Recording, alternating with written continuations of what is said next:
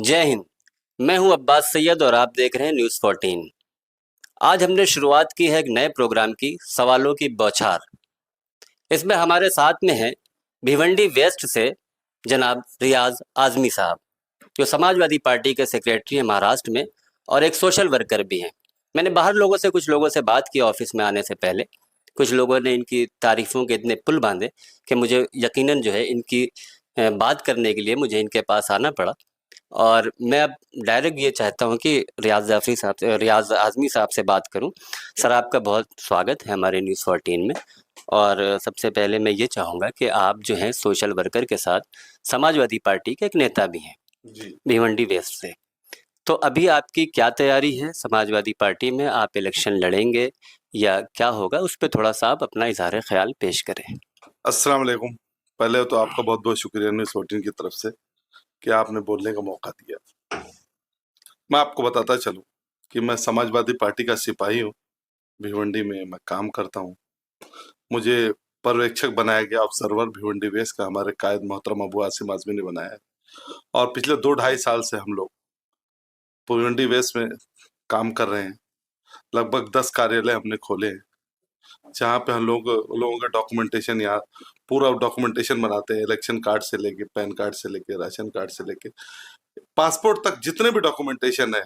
क्योंकि हमारे लोग डॉक्यूमेंटेशन में बहुत पीछे हैं, इसलिए हम उसके ऊपर काम कर रहे हैं और डॉक्यूमेंट बना रहे हैं और लोगों की मदद कर रहे हैं।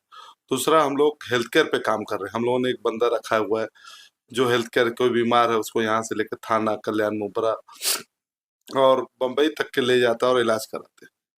हमारी एक मोबाइल क्लिनिक है। हमारा राशन कार्ड डिपार्टमेंट में एक आदमी रहता है, वो वहाँ पे मदद करता है लोगों की। एक तहसीलदार में है, एक कॉरपोरेशन में है, किसी का बिजली विभाग का कुछ काम है, किसी के पुलिस में कुछ मसला हुआ। तो हम लोग समाज का काम करने आए, समाज का काम कर रहे हैं। हम लोग खिदमत खल्क, जो हमारा बैनर, उसके तले काम कर रहे हैं।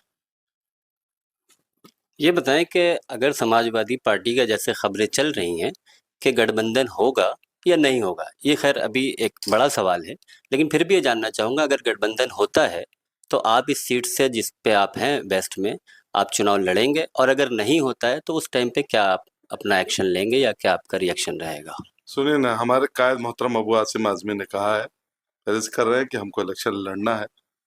अब अगर होगा नहीं होगा, अभी तक तो यही चल रहा था। जो मामलात हुए, कल कुछ कांग्रेस की लिस्ट आई है। खैर, इलेक्शन इंशाल्लाह लड़ना है। हमारे अध्यक्ष जी ने कहा है, राष्ट्रीय अध्यक्ष जी बोल कर गए, तो कुछ ना कुछ रास्ता निकालेंगे। राष्ट्रीय अध्यक्ष जी ने स्टेज से मालेगांव के प्रोग्राम में उन्होंने ऐलान किया, तो वो इंशाल्लाह कुछ रास्ता निकाल रहे हैं। हमारे प्रेसिडेंट माननीय श्री अबू आसिम आज़मी साहब ने भी कहा है, तो वो लोग, बड़े लोग का काम है, हमारे जो बड़े हैं वही काम मस्त फैसला करेंगे। वैसे उन्होंने कहा है तो वो लड़ाएंगे, हमको यकीन। और इंशाल्लाह हम लोग मंगल तक है, इंशाल्लाह मंगल को फॉर्म भरेंगे इंशाल्लाह। अच्छा, आपके प्रदेश अध्यक्ष आज़मी साहब जो है 5 सीटें बोल रहे हैं, 5 सीटें चाहिए, नहीं तो हम 25 पे लड़ेंगे, ये तो है। आप तो हमें एक चीज़ ये बताएँ कि आपके कार्यकर्ता महाराष्ट्र में इतने ज़्यादा क्यों नहीं बढ़ पाए? जैसा कि यूपी में अगर आपका जनाधार है, बड़ा जनाधार है। महाराष्ट्र में क्या वजह है कि आपके समाजवादी के कार्यकर्ता ज़्यादा क्यों नहीं बढ़ पाए? देखिए, सुनिए ना, मैं भिवंडी की राजनीति करता हूँ, भिवंडी पश्चिम की। मैं अभी महाराष्ट्र में पूरा इंटरफेयर नहीं किया हूँ कि मेरा इंटरव्यू में, हमारे कायद मोहतरम अबू आसिम आज़मी साहब काम कर रहे हैं। इससे पहले हमारे नगर सेवक अकोला में भी थे, नांदेड़ में भी थे, हर जगह थे अल्हम्दुलिल्लाह। मगर ठीक है, मामला हम लोग का जो बेसिक ये रहता है कि परसेंटेज ऑफ वोटर्स जो है, मुस्लिम कहाँ कम है, ज्यादा है, उससे बहुत सारी चीजें रहती है कि हमारे कायद अबू आसिम आज़मी इसका सही जवाब दे पाएंगे। अच्छा, मैं एक मुद्दे की बात करूँ कि आपका चुनाव में जाने के लिए मेन मुद्दा क्या होगा जिससे आप आवाम को फ़ायदा पहुँचा सकें? हम 5 मुद्दों पे काम कर रहे हैं: सड़क, गटर, पानी, हेल्थ केयर और एजुकेशन। ये हमारे 5 मुद्दे हैं, जो पिछले 80 सालों में नहीं इस मसले हल हुए। आज़ादी को 80 साल हो गए और अभी तक हम लोग उन्हीं मुद्दों पे काम कर रहे हैं। भिवंडी शहर में ये हालत है, जहाँ पे मैं काम कर रहा हूँ पश्चिम में, वहाँ पे लगभग 7 से 8 गवर्नमेंट स्कूल इसलिए बंद हो गई कि धोखादायक है, रिपेयरिंग नहीं हो पाई, बन नहीं पाई, स्कूलें बंद हो गई। शहर की इकलौती लाइब्रेरी बंद हो गई।